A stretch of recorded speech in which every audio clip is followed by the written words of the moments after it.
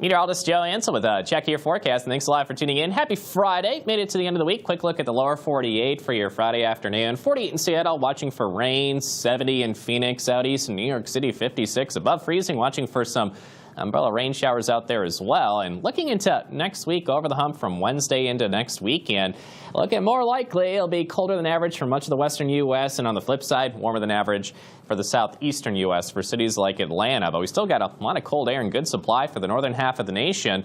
We'll have another trough of low pressure, looks like dig over areas of the far western U.S., and that'll stir up some more active weather. Looks like heavy snow possible out west, and watching for maybe a rainy forecast with east of that trough for much of the eastern U.S. But of course, Friday out west, still many winter weather advisories for some heavy snow near the Rockies, Cascade Mountains, and multiple wind issues out there as well.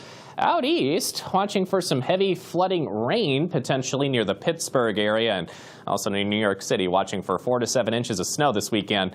Saturday night into Sunday morning for the Big Apple. Of course, with thunderstorms today, nothing strong or severe, but from El Paso to the Dallas area, a few rumbles certainly possible as well. So we'll get into some moisture from the Pacific, work into the south central U.S. This is well-needed moisture. There's an awful drought going on, so we'll take any rain out there we can get. As we get into the weekend as well, from Seattle towards Billings, watching for some heavy mountain snow that will easily get into some of the lower elevations, especially in Big Sky country later this weekend. But looking for some rain amounts, a half inch to an inch for cities like El Paso, Texas, Little Rock.